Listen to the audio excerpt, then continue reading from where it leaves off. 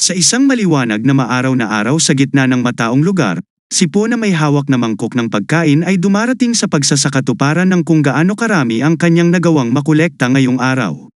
Naghahagis ng mansanas sa hangin. Batid ni Po na mayroong isang kaganapan ngayong araw. Ang lahat ay magiging makabuluhan, sa pagkagat ng mansanas nag-iisip kung oras na para sa kanya. Si Puwo ay 14 na taong gulang, ulila at walang permanenteng patutunguhan, walang ugat o tirahan. Para magsimulang maghanap ng lugar na magpapalipas ng gabi habang naglalakad sa gilid-gilid. Iniisip kong ang tulay na nakita niya kanina ay nasa direksyong ito. Nakuha ng isang tao ang kanyang atensyon nakatayo sa harap niya na puno ng takot. Tinanong ni Po kung sino siya, ngunit nanatiling tahimik ang lalaki. Maya-maya nagising si Po sa ganap na dilim. Ang kanyang paligid ay itim na sinusubukan niya idilat ang kanyang mga mata sa pangalawang pagkakataon. Nagpapatunay na hindi naman siya nabulag. Nagpagtanto ni Po na siya ay nilamon ng kadiliman isang espasyong walang anumang bakas ng liwanag.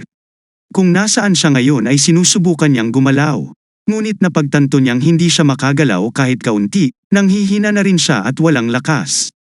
Nagsimulang magtaka kung bakit nangyari ito ang kanyang mga mata ay nagsimulang mapuno ng luha na naaalala niyang nakakita siya ng isang lalaki sa kalye kanina. Na nagsabi sa kanya na siya ay mukhang kapaki-pakinabang. Pinagpapalagay ni Po na ang lalaking iyon ay maaaring may kinalaman sa kung bakit siya sa lugar na ito.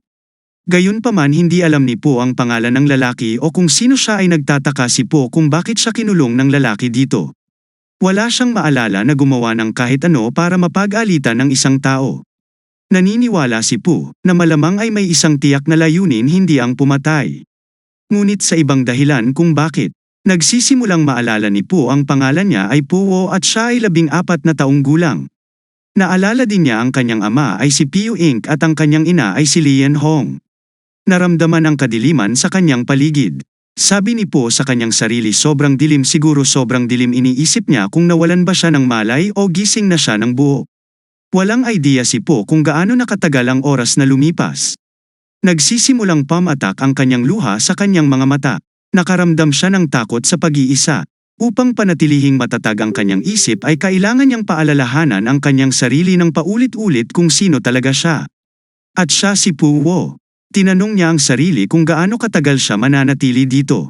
Napagtanto niya na nagugutom siya kung magpapatuloy ang mga bagay sa paraang ito ay maaaring mamatay siya sa gutom, may posibilidad na mamatay siya sa gutom o masiraan ng isip. Gusto ng lalaking iyon na magutom siya at mamatay.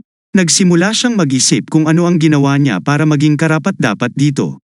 Hindi niya hiniling sa lalaking iyon ang anuman. Kaya bakit siya nasa ganitong kakilakilabot na sitwasyon? Kahit na siya ay isang pulubi lamang na wala sa kanyang pangalan ay walang magandang dahilan para itapon siya ng lalaking iyon sa kakilakilabot na lugar na ito. Igalaw niya ang kanang mga kamay nagiging mas madali din para sa kanya ang paghinga. Nang mapansin niyang bumabalik ang kanyang mga sensasyon sa katawan ay nakaamoy siya at nakakita ng isang mamasa-masa bagay. Nang mahawakan niya ang lupa ay napansin niya ang lamig nito. Bumungad sa kanya na siya ay nasa ilalim ng lupa na mga patak ng tubig ay lumikha ng isang tunog na naririnig niya. Alam niyang kailangan niya ang tubig na iyon kaya inipon niya ang kanyang lakas at nagsimulang gumapang at palakasin ang kanyang loob. Ipinagpatuloy kahit na mahirap, pagkaraan ng ilang sandali ay napapagod at napahiga sa lupa sa kanyang determinasyon na mabuhay. Hinihikayat niya ang kanyang sarili at nangangakong kaya niya ito sa pamamagitan ng paggapang at naabot niya ang isang solidong pader na bato. Habang hinihipo niya ito ay nasugatan ang kanyang daliri at nagsimula siyang dumudugo. Dahil sa pagod at bigo siya ay bumagsak muling nakaramdam ng pagkatalo. Pagpatak ng mga luha nang biglang lumitaw. Habang ang lalaki na nagudyok ng Po upang imulat ang kanyang mga mata. Nagtaka kung sino ito. Lumilitaw ang isang tao na eksaktong tulad niya. Tinanong niya si Po kung bakit siya ay naglalagay ng napakaraming effort para manatiling nabubuhay. Nakakatuwang pag-uusisa nito sa kanya, yung taong nagpatuloy sa pagsasabi kung bakit si Po sabik na magpatuloy sa isang buhay na tila walang kwenta. Pinapayuhan niya si Po na sumuko na lang. Ang tao ay nagmumungkahi na kung si Po ay sasuko ay makakahanap siya ng kapayapaan. Si Po na may tuyo at crack na labi ay nagtanong kung talaga bang matatagpuan niya ang kapayapaan? Ang tao ay nagtatanong kung ano ang ibig mong sabihin. Nagtatanong muli, kung talagang makakahanap siya ng kapayapaan sa pamamagitan ng pagpapaubaya sa lahat ng bagay. Ibinabahagi ni Po ang kanyang paniniwala na ipinapahayag na determinado siyang makaligtas sa taong kumikalaban sa pamamagitan ng pagsasabi kay Po na nag-aaksaya siya ng kanyang oras. Iginiit na hindi siya makakatagpo ng kapayapaan kung siya ay mamamatay sa kanyang kasalukuyang estado. Binibigyang diin niya na kung siya ay mamatay nang hindi naghahanap ang paghihiganti laban sa nagkulong sa kanya, hindi siya makakatagpo ng kapayapaan sa kamatayan. Nagpapahayag na magtitiis siya hanggang sa wakas at maghihiganti sa mga responsable sa kanyang sitwasyon. Tinatanong ng tao si Po kung talagang babalikan niya ang mga nanakit sa kanya, sagot ni Po ng matatag na oo. Mga tanong ng tao kung hindi susuko si Po na hinding-hindi sumagot si Po, isang ngiti mula sa tao at naglaho sa kadiliman. Napagtanto ng tao habang pinaghihinalaan niya na wala siyang nakikita sa paligid niya. Nagtataka siya kung ang pagtatagpo ay isang panaginip lamang o kung siya ay nagsisimulang masiraan ng isip. Determinadong Po ang nagsisimulang bumangon mula sa lupa na nagpapaalala sa kanyang sarili na dapat siyang patuloy na manatiling buhay. Habang pagbangon ni Po ay hinawakan ang ilang lumot sa pader. Tumutubo ito kung saan tumutulo ang tubig. Pinag-iisipan niya kung lumot nga ba ito. Hindi niya alam kung ligtas bang kainin ito. Pero siya ay walang pagpipilian, bumunot ng kaunti, kinakain niya ito. Naiintindihan na kailangan niyang kumain upang mabuhay kahit nakakaiba ang lasa, ngunit sa kabila ng lasa ay umaayos ang pakiramdam ng kanyang katawan. Kaya napagpasyahan niya na ang lumot ay talagang nakakain. Ang pagtitipon ng higit pa ay sinabi niya sa kanyang sarili na kailangan niyang ipagpatuloy ang pagkain. Habang si Po ay patuloy na kumakain ng lumot, na tinitiyak ang kanyang sarili na kapag ginawa niya ito siya ay makakasurvive. Upang mabuhay kahit na ano ang kinakailangan gawin ni Po. Nakatayo siya tabi ng pader ay nagsimulang tansyahin ang lugar. Halos kasing laki ng 3x3 junk space na napagtanto niya na napadpad siya dito. Dahil sinadyang ikulong siya, biglang may narinig siyang ingay. Nakita niya ang isang bakal na pinto na may maliit na siwang at liwanag na pumapasok dito. Ang liwanag ay talagang maliwanag at nakakasilaw sa mata ni Po. Ngunit alam niyang kailangang puntahan ito. Nagsalita si Po na nagsasabi na mayroong isang tao sa loob, na sinasabi niya sa kanyang sarili na magpatuloy ng kaunti. Sa malayo ay lumilitaw ang anino ng kamay na may hawak na mangkok. Agbukas ang daan ng bakal na pinto at pagkatapos ay nagsara ulit. Naamoy ni Po ang pagkain. Nalaman niyang may isang mangkok ng pagkain na nakalagay malapit sa bakal na pinto. Siniyasat niya ito at nakita panes na isda, dahon na tsaa at ilang natirang karne ng baboy. Marahil ang naroon ay hindi bababa sa 5 iba't ibang uri. Ang tao ay kumakain ng 5 iba't ibang uri ng pagkain. Ang kanyang hinala ay tila hindi lang isang tao, ibig sabihin hindi lang si Po ang nakulong sa lugar na ito. Hindi makatwiran para sa kanila na lumikha ng puwang na ito para lamang kay Po. Kaya malamang na hindi bababa sa 5 tao ang posibleng kasangkot. Mas marami pa ang nasa parehong sitwasyon niya. Habang nagtataka si Po kung ano ang layunin nila ay maamoy niya ang kanyang pagkain sa mangkok muli at napansin ang bango ng mga maanghang na pampalasa ng karne na iniisip niya kung it's Sichuan food. Nagsimulang kumain mula sa mangkok si Po. Napagtanto niyang marami siya oras kaya napagpasyahan niyang pag-isipan niya ang lahat. Pagkatapos niyang kumain ay naniniwala si Po na mas masarap ang pagkain na ito kaysa sa lumot na kinain niya kanina. Pagkatapos kumain ni Po ay itinapon ang mangkok at dinilaan ang kanyang labi. Sa madilim na lugar siya ay nag-ehersisyo para mapanatili niyang mabuhay at aktibo. Lumipas na ang 4 na buwan mula nang siya ay makulong dito. Nagbubukas lang sila ng maliit na pinto para bigyan siya ng pagkain. Bukod doon ay hindi na siya nakikipag-uusap o may nakakausap, ay pinapanatili nila siyang nakulong sa maliit na madilim na lugar na ito ay napapagod na din siya. Habang gumagawa ng mga push-up at bumagsak dati ay iniisip niya na masisiraan siya ng bait sa sitwasyong tulad nito. Gayunpaman hindi siya basta-basta nakaupo. Ginagamit ang kanyang oras para maging mas pamilyar sa kanyang paligid. Unti-unti na siyang nakaka-adjust sa dilim at kaya medyo nakakakita ng mga bagay sa paligid niya. Napapansin niya ang paggalaw sa underground space, maraming insektong naninirahan dito. Kahit walang ilaw nagtaka si Po kung mga alupihan ba yon. May nakita siyang ahas na pumulupot sa kamay niya. Sumisit-sit na tunog na nararamdaman ni Po na talagang natatakot. Ang ahas ay kumagat sa kamay ni Po. Nagdudulot ito ng pagsigaw sa sakit. Nalilito siya at nagtataka kung bakit nangyayari ito. Pakiramdam niya ay ang buong katawan niya ay nasusunog. Iniisip niya kung ito ay sanhi ng kamandag ng ahas. Napahiga sa lupa sa sakit na nararamdaman. Biglang sumisigaw sa isang maliit na siwang sa pinto at binibigyan si Po ng mangkok ng pagkain. Sa kabila ang sakit ay mabilis pa ring inabot ito ni Po. Sinabi niya sa kanyang sarili na hindi siya susuko at hindi siya mamamatay. Habang kumakain si Po, ang ahas ay binabantayan siya sa malapit. Pagkatapos kumain ni Po, umupo siya at pinagmamasdan ng ahas, na pagtanto niya na dapat ay halos namatay siya dahil sa kamandag ng ahas. Gayunpaman sa tingin niya ay may nagbago ang kanyang katawan sa panahon ng proseso ng detoxifying. Ngayon ay nakakaramdam ng mas mahusay sa kanyang pakiramdam. So, inabot niyang muli ang ahas upang dakpin ito. Sa paghahanap ng pagbabago na kaakit-akit ay nagtataka kung ang improvement na ito ay dahil sa ahas. Naaalala niya ang mga kwento tungkol sa mga taong lumalakas pagkatapos makaligtas sa lason. Bago magtaka si Po kung kaya niyang maging resistant sa lason ay pinayagan niya ang ahas para kagatin ulit siya. Nag-iisip kung makakagawa ba siya ng paraan para ipagtanggol ang sarili niya.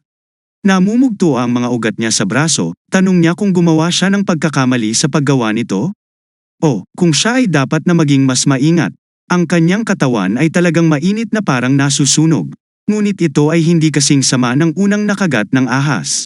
Ang mga mata ng ahas ay humina dahil sa kadiliman ngunit ito ay isang mahusay pa rin na parang hunter na nakamatsyag sa bibiktimahin.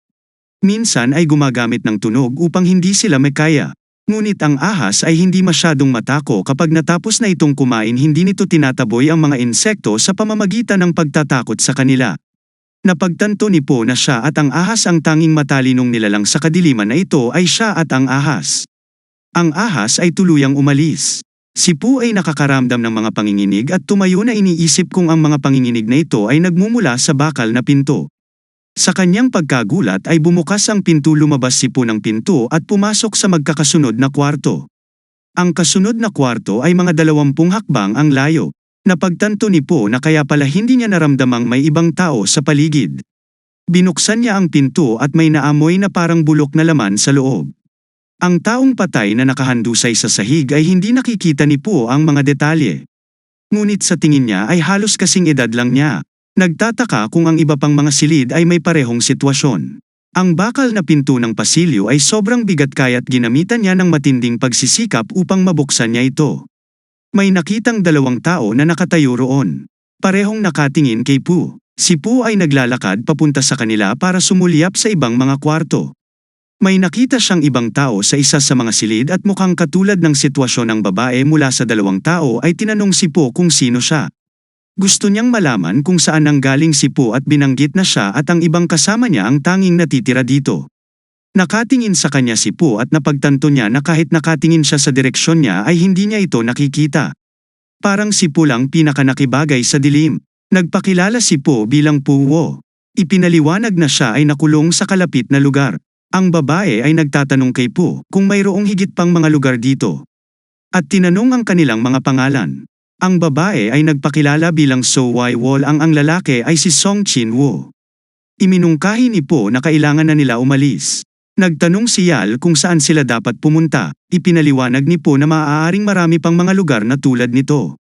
Upang tuklasin, tumitingin-tingin sila sa paligid. Nagulat na makahanap ng isa pang lugar tulad ng kung ano ang kalagayan nila. Si Po ay nag-aanyaya sa kanila na sundan siya.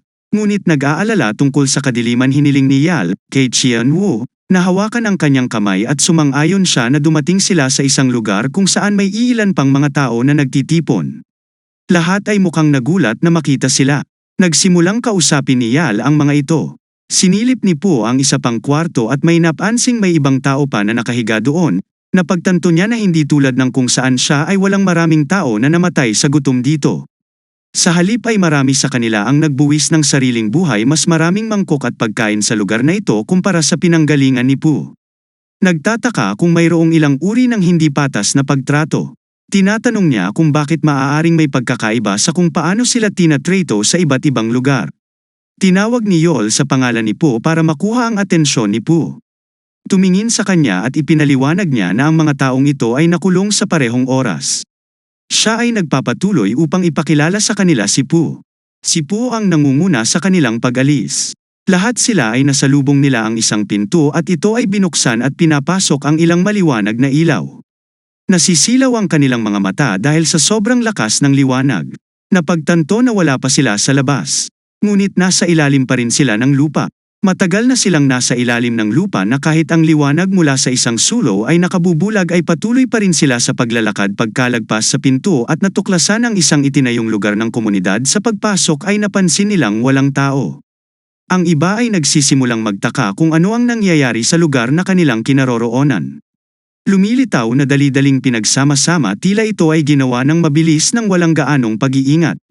Ang loob ay hindi maganda ang pagkakagawa at ito ay nagbubunga ng mga katanungan. Nilapitan ng batang babae na nagngangalang Limin si Po at ipinakilala ang kanyang sarili. Sinabi niya na mula ngayon ay nasa ilalim na sila ng kanyang pangangalaga. Nananatili si Po na tahimik. Hinawakan ng dalaga ang mukha ni Po at tinanong kung ganito na ba ang mga mata nito sa simula pa lang. Nalilito si Po at nagtanong kung ano ang ibig niyang sabihin.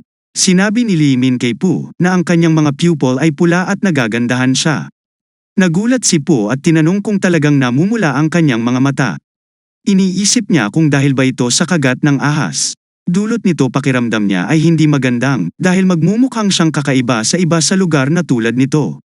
Ipinaliwanag ni Limin ang pagkapula nito, na mahina lamang ito, ngunit nagiging mas kapansin-pansin kapag may sulok na malapit.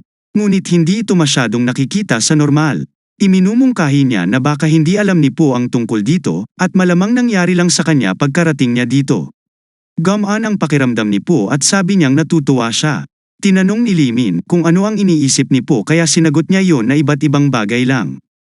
Ang sinasabi niya sa kanya na iba siya sa ibang mga bata na tinatanong ni Po kung paano siya naiiba at si Lemon ay ngumiti. Ngunit si Po lang ang isang taong nag-iisip.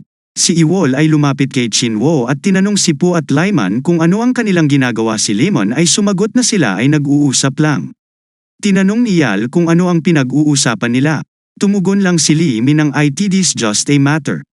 Hindi natutuwa si Yal sa tugon ni Lemon. Sinabi niya sa kanila na ang ibang mga bata ay nagpasya na magsama-sama mula ngayon.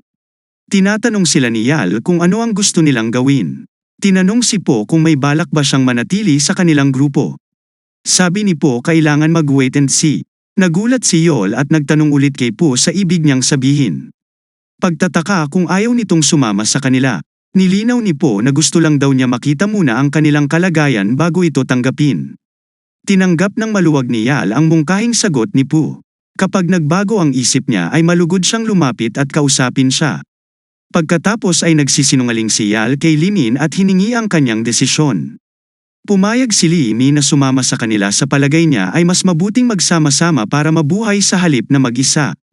Iniisip ni Po sa kanyang sarili na sila ay nakahiwalay sa kadiliman sa mahabang panahon. Kaya ang kanilang pag-iisip ay maaaring hindi ganap na malinaw. Kahit na si Po ay halos hindi makapaniwala, ngunit ang iba ay nagpasya na lumayo at manood mula sa malayo. Ang mga bata ay hindi nagkikita ng matagal. Ngunit marami sa mga grupo ay bumuo ng isang grupo at pinamumunuan ni So Yawal at Shen Wu. Ang isa pa ay kay Kang. Ang iba ay kay Yam El Jong. Meron ding grupo led by Go Youngsun. Tapos may isang bata na wala sa alinmang grupo na pinag-uusapan at iyon ay si Po. Narinig ng ilan na ang sektor ni Po ay walang nakaligtas. Nagtataka sila kung paano nagtagumpay si Po na mabuhay kung ang iba ay namatay. Ang ilan ay nagtataka pa nga kung si Po ang pumatay sa iba. Curious din sila. Bakit hindi ka sumasali sa anumang grupo? Napagtanto ko na ang mundo ay tila pareho kahit saan ka man pumunta ngayon. Wala siyang oras para pansinin ang mga iniisip ng mga yon. Pumunta siya sa isang pader at hinawakan ang lumot nito. Sigurado siya na ang gusaling ito ay ginawa kamakailan lamang. Ngunit dahil may napakaraming lumot ito ay nagmumungkahi na ang underground na lugar na ito ay itinayo matagal ng panahon. Maaring ginamit lang kamakailan. Ang taong gumawa nito ay dapat mayaman talaga at hindi basta simpleng tao. Tumingala si Po at nakakita ng liwanag na nagmumula sa kisame. Nagsimula sumigaw ang mga kabataan at nagsasabi sa iba na tumingin sa isang basket na bumababa mula sa kisame. Ang lahat ay nagtitipon sa paligid ng basket pababa sa lupa. At nakita ng mga tao na puno ito ng pagkain, nagpasya silang magsimulang kumain. Lumapit si Iwol. Hiniling sa lahat na teka muna. Nagagalit ang mga tao at sinabihin ni Yal at Shano na tumabi. Si Yal ay nagmumungkahi na ibahagi ang pagkain ng pantay-pantay sa kanilang lahat. Lahat ng mga pinuno ng mga grupo ay nagtitipon at iminumungkahi ni Yal na ipamahagi nila ang pagkain. Medyo humihinto si Po na sinasabi sa kanila na maghintay. Lahat ay nakatingin sa kanya, paliwanag ni Po na kukunin din niya ang kanyang bahagi at inabot ang pagkain. Hinawakan ni Eljang ang braso ni Po at sinabing ibalik ang pagkain. Saad na walang sinuman ang maaaring kumuha ng pagkain sa basket nang walang pahintulot mula kay Yam. Lahat ng nasa basket ay kokontrolan nila. Inatake ni Po si Yam. Senupalpal ang mukha na naging dahilan sa pagkatumba ni Yam. Hinihingi ng Po kay Yam na ulitin ang sinabi niya. Sumisigaw si Yam. Hinahawakan ni Po si Yam sa kanyang leeg na nagreresulta ng labis na sakit kay Yam. Nakikiusap ang kanyang mga kasamahan na bitawan si Yam. Ngunit hindi na niya ito napapansin dahil sa pagkapahiya na natamo niya mula kay Yam. Patuloy na nakahawak si Po kay Yam kahit na ito ay duguan na. Pagsigaw ang mga tao ay nagsimulang mag-isip na si Po ay nababaliw na. Sila ay nagtaka kung nawala sa isip si Po. Lumapit si Yal at nakiusap na pakawalan na si Yam. Pangangatwiran ni Po kung bakit niya ito pakakawalan. Ipinaliwanag ni Yal na ngayon ay natuto na si Yam Eljon. Pagkaraan tinanong ni Po ang hati niya sa pagkain gayong wala siyang grupo. Sinisiguro ni Yal na makukuha niya ang tamang hatian sa pagkain. Sa wakas ay pinakawalan si Yam at tumayo na si Po. Takip ang kanyang mata at minumura si Po. Hinamon ni Po kung gusto niyang pagsabayin ang kanyang mga mata para tuluyan ng hindi makakita ng lubusan. Pilit paring nagmumura si Yam kay Po, na tinalikuran na lang ni Po. Pagkaraan pinanonood niya habang kumakain ang mga tao ng pagkain. Napagtanto niya na ito ay isang pagsubok na isang paraan upang mahanap ang mga kapaki-pakinabang para sa mga bata na ito. Tila planado na ito simula pa lang at sa tingin ni Po ay magpapatuloy ito hanggang sa matupad ang kanilang layunin. Alam niyang maraming bata ang maaaring hindi makaligtas sa prosesong ito. Maaari silang maging mga kaaway ni Po kung ang mga bagay-bagay ay mangyayari. Sa isang sulok na maliit kumakain ang kanyang bahagi ng pagkain. Si Yal ay lumapit at nagtatanong kay Po kung kamusta siya. Gayong lahat ng tao dito ay iba ang tingin sa kanya. Pagkatapos ng naganap na pangyayari, madaming bata ang umalis sa grupo ni Yam Eljong. Batid ni Po na naging pinakamalaki ang grupo ni Yol. Sabi ni Yal akala niya hindi interesado si Po dahil malayo siya pero napagtanto niya habang pinagmamasdan niya ang lahat. Ipinapaliwanag ni Po na hanggat nagpapakita sila ng interes sa kanya, binabantayan din silang lahat habang patuloy ding nagmamatsyag si Po. Samantalang si Yal ay pinaalalahanan siya na kakaunti lang ang kinakain niya. Ngunit tinitiyak na nakakakuha ng pinakamaraming pagkain ang kanyang grupo kaya naman ang ibang mga bata ay tapat sa kanya. Kaya namumukod tangi siya sa karamihan sa mga pinuno. Siya ay nagtatanong kay Po kung nananatili pa rin siya sa madilim na silid. Dahil ang ibang mga bata ay maingat sa paligid niya. Tumutugon si Po na komportable siya doon. Sa tingin niya sa sarili na gusto rin niyang magkaroon ng maraming tolerance sa lason. Dahil hindi na gaanong masakit ang mga kagat ng ahas sa kanya ngayon. Naisip niya na siya ay medyo lumalaban. Ang mga tanong ni Yal kay Po kung bakit hindi siya sumasali sa grupo niya. Sa halip na mag-isa, ang sabi sa kanya ni Po na naniniwala siya na nasagot na niya ang kanyang mga katanungan. Ngunit umaasa kasi si Yal na magbabago pa ang kanyang desisyon. Deep end sa sitwasyon, pagkatapos ay napagtanto niya na oras na para sa pagkain. Sumigaw si Sian Wo, sa lahat pagpapahayag ng kanyang pag-asa na walang sino man ang magpasya upang makakuha ng laman ng basket. Sa oras na ito siya ay nagbabala na kung ang isang taong hihila sa basket ay puputulan ang lubad habang umaakyat ang taong iyon ay maaaring mahulog sa kanilang kamatayan. Habang ang mga pinuno ay tumingin sa loob ng basket na sila ay nagulat na kaunti lang ang pagkain dito. Nababahala at napagtanto ni Po na siya ang nagsimula nito. May isang batang lalaki na nagngangalang Minsom na nakaligtas sa huling sektor at sumali sa grupo ni Yol. Siya ang pinakamaliit sa sukat sa kanila. Ngunit siya ay nagsumikap at hindi sumuko, sa kasamaang palad ay natagpuang patay si Minson. Lahat ay labis na nagalit at nagtaka kung sino ang maaaring gumawa ng ganoong bagay. Kanilang ipinasya na hindi nila gagawing patawarin ang sinumang gumawa nito. Ang dahilan ng pagkamatay ni Minsom ay malinaw sa lahat na siya ang pinakamahina sa kanila. Si Zian Wu ay nanggagalaiti ang kanyang mga ngipin sa galit at pinag-uusapan ang tungkol sa paghihiganti. Kung malalaman nila kung sino ang gumawa nito. Gayunpaman ay sinabi na ang pagkakakilanlan ng tao ay hindi mahalaga. Ang mahalaga ay ang isang tao na sumunod sa kanila ay patay na ngayon, iminumungkahi niya ang paghihiganti. Ngunit kailangan nilang masuri pa kung sino sa mga miyembro ang masasabing mahina pa. Napagtanto na nagsimula ang isang salungatan tulad ng isang digmaan kalaunan ang pinakamahinang miyembro ng grupo ni Go Young ay natagpuang ding patay.